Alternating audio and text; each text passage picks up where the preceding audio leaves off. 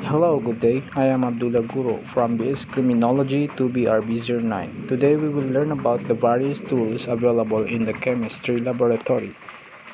I would like to share with you our chemistry laboratory. It is located in the GFA building, 4th floor.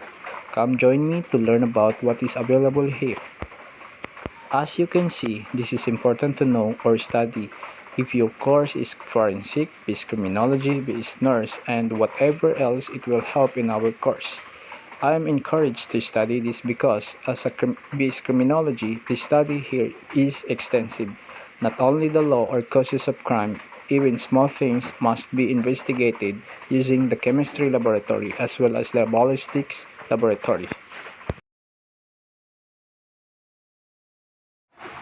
I'm excited to try this lab because of their cutting-edge tech.